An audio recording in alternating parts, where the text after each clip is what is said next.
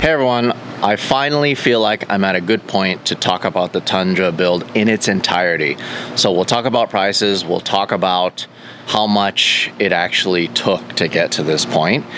So this project started very early in 2021. Copart actually reached out to me and they wanted me to build a vehicle with them for the Hoonigan Project Cars channel. So I figured, you know what? We actually need a pickup truck really bad. And I'm so glad we actually chose the Toyota Tundra because it is an absolute workhorse and it's something we use every single day here at the shop for productions, for off-road chasing, for towing, for whatever. With that said, my goal with this project was to actually build like a Raptor Tundra because Toyota never actually built a good Raptor competitor. They had the TRD Pro, but it didn't hold a candle to what the Raptor actually did for that generation, right? So this is a 2018, I found it on Copart, and I bid on it, and I ended up getting it for $25,000. After fees, it actually came exactly out to $26,572 out the door. I did have to get it shipped from the East Coast. It was actually a New York, New Jersey vehicle. So that cost a couple $1,000s, but we won't talk about how much labor cost. We'll just talk about how much everything costs in terms of materials to build this vehicle. I figured it would be a good idea to start off with a salvaged vehicle because to cut up a perfectly good truck doesn't really make sense, especially if it's something that is worth a lot of money. At the time, I don't know if you guys remember, this was mid-shutdown. There were basically no pickup trucks for sale. Every single truck was so expensive. It was just so overly priced. So honestly, I had to go this route. There pretty much was no other way for me to get a low mileage truck for a decent price. This did have a lot of front end damage. It was a salvage truck and it actually had a really bad front end incident and it looked like it got hit in the rear pretty bad too. It actually made sense for me to cut this up because it was in a pretty dire state to begin with.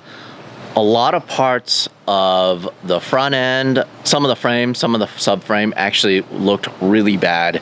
It was a terrible repair, but it was a running, driving truck, luckily, when we actually got it. It only had about 25,000 miles, so it was a really good starting point for this build.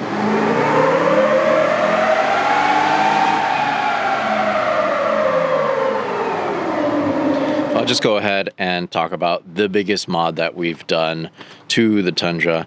And I think this is honestly something that every Tundra owner of this generation should consider. This is the brand new Magnum 2650 from Magnuson Superchargers. It is a 2.6 liter supercharger, and this is a big upgrade from their 1.9 liter TVS 1900, which was actually the one that they developed for Toyota. It was the TRD supercharger that you can actually get from the dealership. So why did we upgrade to the 2650? Well, the old one was essentially pushing 7 psi, and because it's smaller displacement, it had a small pulley already, and it was already maxed out in terms of how much power you could actually get out of it. On the 2650, it's using what the Magnuson Supercharger guys have been using for the GM LS platforms. The biggest advantage of the 2.6 liter supercharger is that it's using the bigger Eaton rotors that move more air, use less power to move, and you can turn the supercharger at a slower speed, which lowers the heat and intake air temperatures by a lot. The new unit also incorporates a dual charge air cooler, which also helps with intake air temperatures. So the cool thing about this is if you already have the 1900 or a TRD supercharger on any of your 5.7 liter Toyotas, you can just pay for the upgrade kit because you've already dropped the gas tank to upgrade the fuel pump. You already have pretty much all the accessories, including the upgraded injectors.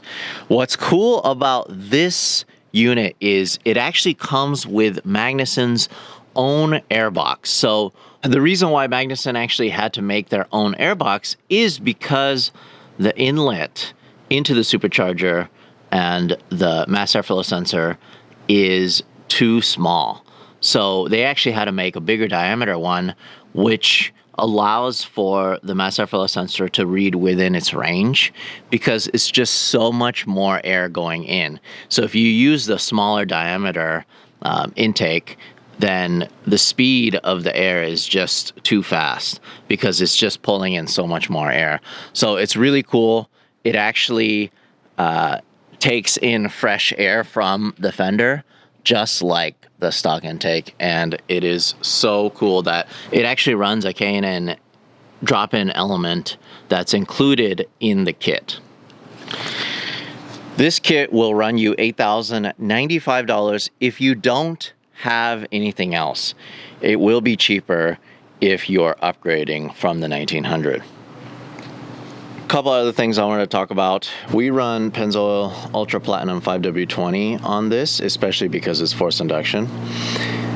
The stock vehicle makes 380 horsepower to the crank, and with the Magnuson supercharger it makes 490 wheel horsepower with the 37-inch tires and all of that. A couple other things I want to talk about that we have under the hood. We have a CSF all aluminum radiator that's $425. We changed all the hoses to HPS. That's $225 for the whole kit. This is really, really cool. So SDHQ makes this secondary air pump intake relocation kit. And the reason why is because when you actually build this for off-road and you remove the fender liners, the stock place where it's actually taking in fresh air is really bad. It's actually in the wheel well, so it basically gets caked up and a bunch of dust gets into it. So then this is really cool. They have this kit that's $400 that allows you to relocate the air pump intake. One other big thing that we love to do on all of our project vehicles is installing anti-gravity batteries. This one they don't actually sell anymore. It's a little older. It's $900, but all of their batteries are so nice in that they're very light. And if for whatever reason we accidentally leave the lights on or whatever, we can just restart it with a push of a button. We have a couple other things along with it. We have the Melee Designs battery box, which is $160. And we have an SDHQ battery kit, which is really trick. It's a bunch of CNC parts that allow for us to run a bunch of accessories. This came with an air horn and a couple other things that we'll talk about later that requires all of those power inputs. That's $140 for that kit. I think that's pretty much it for the engine bay. We'll talk about the outside. The most obvious thing is that it is wide body. So it has ADV fiberglass front fenders and rear fenders. They are 9 inches wider than stock, and also they are 2 inches taller, and they actually allow for the 37-inch tires to fit pretty good without hitting the actual fenders. In the rear, they actually molded the fenders that they sell right now on their website off of this truck because for whatever reason, nobody actually wanted a 6.5 foot bedside wide body. Everybody just did the 5.5 foot wide body. So if you guys purchase these over fenders from ADV, they were actually molded off of this very truck. The price is $750 for the pair for the front and $900 for the pair for the rear. They actually do have one that actually has a TRD bed stamp if you want to go with that look. Past it, and I would just be like, man, one day when there's no traffic behind me. Because the vehicle was very, very damaged, and we actually needed to paint the bedsides, the fenders. We needed to paint this entire side of the vehicle. because it was pretty damaged. The doors, there was a bunch of dings, and of course the frame needed to be fixed and straightened out. I actually did have to take it to a body shop for that, and that cost me $10,500. We'll go ahead and finish up on the outside of the vehicle. I did put in a Baja Designs S8 light bar. I think it's really dumb for there to be a fake vent right there. So the fact that Baja Designs makes a perfect 40-inch LED light bar, it fits here perfectly. We actually did use a SDHQ mount, which costs $100. The light bar cost $1,100. And the fog lights, which are also made by Baja Designs, are really cool. They fit in the OEM location and they were $430. Onto the back, because we are using this for productions and we're actually using this a lot to chase off-road racing, we need a little bit of security. We got a bed cover from Amazon for $1,300. One more small thing in the bed of the truck, I actually got these really trick aluminum tie downs from my buddy Keith Charvonia. He actually makes these, and these are $300. For the wheels, we actually went with real bead locks, not bead looks. I know a lot of people like the bead look, but I actually wanted functionality because we will be airing these down, and we have been, for serious off-roading, so we don't actually get stuck. We actually went with fuel off-road wheels. These are their Zephyr style wheels, and they are 17 by 9. They come in many different sizes and also bolt patterns. And of course, because this is a Tundra, we had to go with the 5x150 bolt pattern.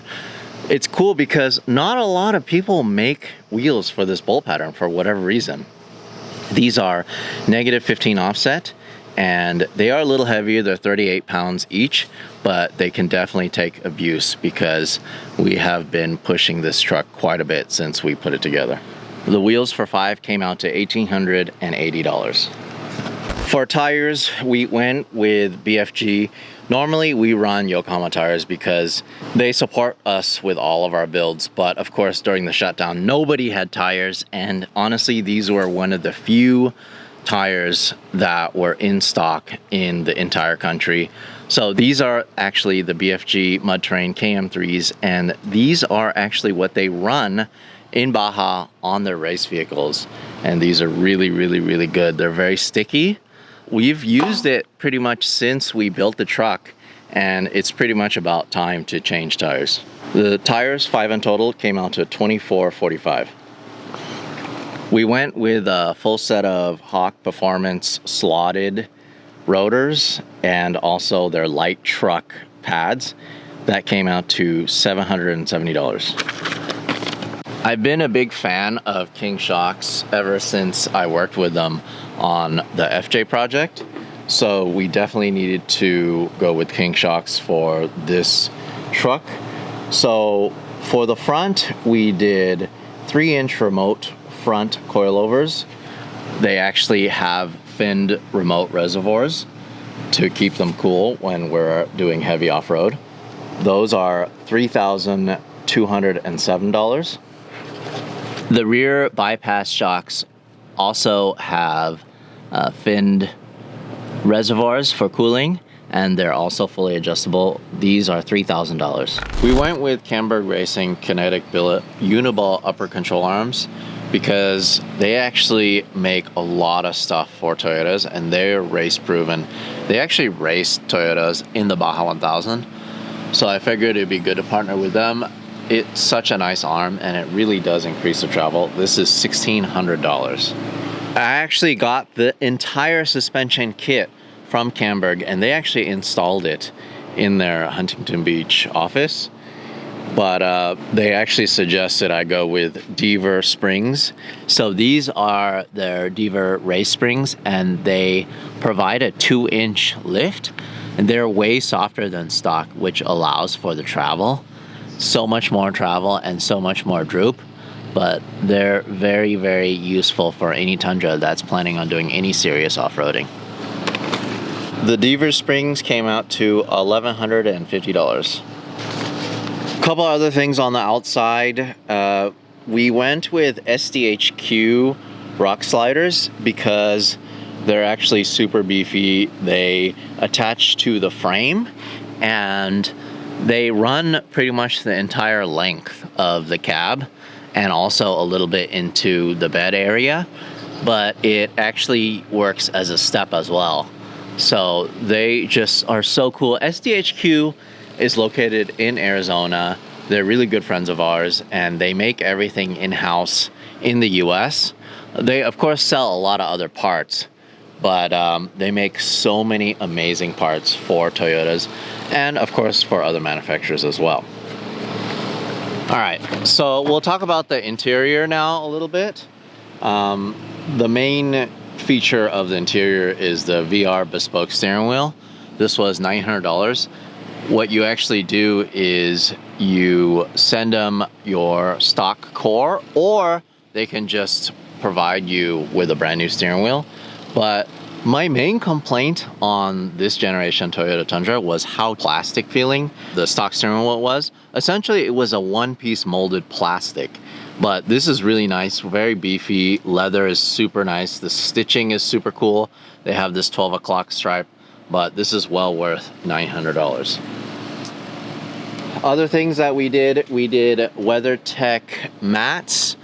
Because we take this off-roading so much, the WeatherTech mats help so much front and rear.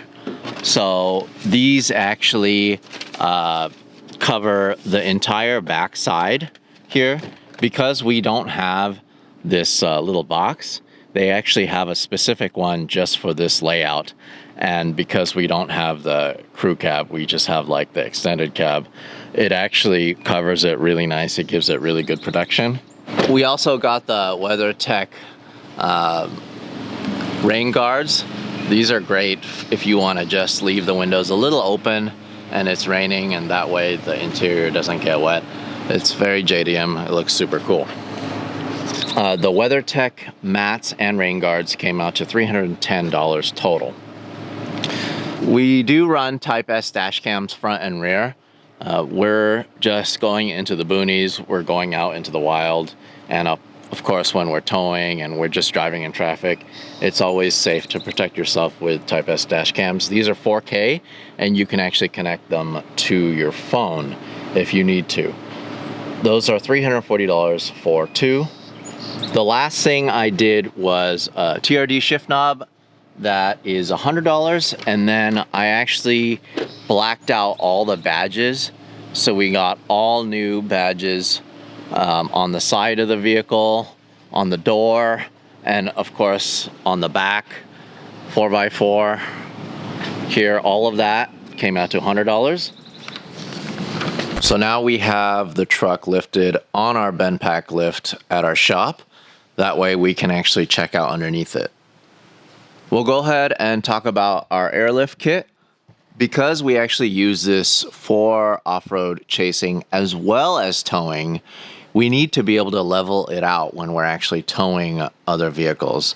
This pretty much is attached to a trailer most of its life, because anytime we need to move any of the cars that we're shooting, or my drift car, or the GR86, whatever, we're going back and forth between tracks all the time. So we actually have the airlift wireless air system, and that actually just sits underneath the bumper right there. It's $800. The load lifter 5000 bags that we actually have on it are $500, and the cups that they sit in are $60. We have to have the cups because it needs to sit in something when it's actually pumped up. Underneath the Tundra, you can actually fit a 35-inch spare, and we have a Yokohama XAT with a KMC spare wheel. That's $532 for the Yokohama and $341 for the KMC wheel. What we have here is the SDHQ traction bar kit, and this actually doesn't let the rear end swing around when it's under load. So under acceleration, a lot of times these will have really bad wheel hop. and this will minimize the wheel hop as much as possible. That was $1,430. Just small other things that we got from STHQ. They have these really neat ABS guards. So when you're actually off-roading and rocks are getting kicked up and you're hitting bushes and you're hitting sticks and stones or whatever, they'll actually damage the ABS sensor here. So they actually make just this aluminum cover that's CNC'd. That's $100. Last thing underneath here are the STHQ stainless steel brake lines. This definitely improves brake feel quite a bit. So you can see these actually attach to the rear pumpkin and it goes to the hard lines to the brakes. And then the front ones are pretty traditional. They have enough length for the extra suspension travel, and they just improve brake pedal feel by a lot. This kit is $225. On the front, we actually have a real TRD skid plate. This actually came with the vehicle. Last but not least is the MagnaFlow Street exhaust. I actually went with this catback exhaust because it's actually quieter than the other ones that they have. They have one that is a dual exit. This is just a single exit. And you get the same amount of gains, but it is quieter. And this was $1,000, but it actually helps also because that way there's not a clearance issue on the other side of the car. Then we just have to worry about the exhaust on one side. I actually do off-road this quite a bit, and I actually rock crawl with this. So to hit a rock or a boulder or whatever, it's pretty easy to crush this. That's why it's better just to have one. But I love this exhaust, and I run MagnaFlow on pretty much all of my cars. One of my favorite things about this truck is the huge gas tank. It actually holds 38 gallons, so it actually allows us to drive quite far just on one fill. I've gotten almost 500 miles. All said and done, all in, including the costs for labor for the bodywork, was $74,626. In the end of the day, was it worth it? Well, for the same price around that generation Raptor, potentially could be about that price, maybe a little more.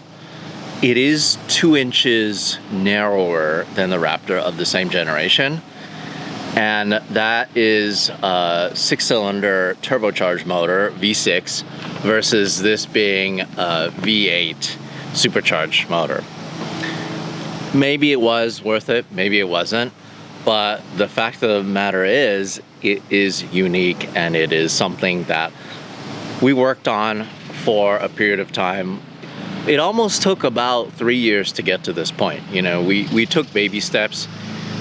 We did the body first, then we ended up doing suspension, and then the last thing we did was the supercharger. So power was the last thing that we added, and honestly, it changed the vehicle. It definitely needed it, especially with all the extra stuff that we put on it. A lot of people say that we do need to re-gear it, but honestly, it doesn't really matter anymore. It has so much power when we tow with it. It just tows perfectly. It tows just fine. This was a pretty simple truck to start out with. This was just the SR5 four-wheel drive model. And it is the extended cab SR5 model. Really didn't have too many bells and whistles. It had leather seats already, and it was honestly just a regular old work truck. Now, it's something special. You know, it's something that we actually use all the time, like I've said. And we push it really hard off-road. We chase Baja 1000, King of the Hammers, all these off-road races. It is such a nice vehicle now. So what's next? Well, first off, we're gonna change the BFGs over to Yokohama Geolander tires. We run the mud terrains on the FJ, so I wanted the exact same thing on here in 37 inch. Those are a little bigger than the BFG, so we actually have to do a little more clearance. So we actually have to move the body mount just back a little bit, and that's something that we're gonna do next week. I also really want to remove the TRD Pro hood. I think it's so ugly with the dual hood scoop, and it's just not functional, and it's just so dumb. So I actually ordered a brand new hood from carparts.com. We're actually going to send that to the paint shop, and that way it can have no fake hood scoop. I just can't stand that. That's the one big complaint I have about this truck. It's just a look thing. I just want it to look right, and I want it to perform nice. So once we do that, and then also when we fix the body mount, it won't rub anymore at all, even with the Yokohama true 37-inch tires. Definitely looking forward to that. And yeah, I hope you guys enjoyed this. I hope you guys enjoyed us totaling everything together in terms of what we actually put into this truck. If you guys have a Tundra, you know, you guys can take bits and pieces of what we did. You don't have to, of course, copy the entire build. If you want, you can. But the point is that there's just certain things that you can do to benefit your build. And I'm sure there's so many other crazy things you can do to your build that we haven't even done yet. So see you guys in the next video. Hey, thanks for watching. If you want to support us directly, go to larrychenprints.com. I print and sign every single one of these. This is the perfect gift, or it's the perfect piece of art for your wall.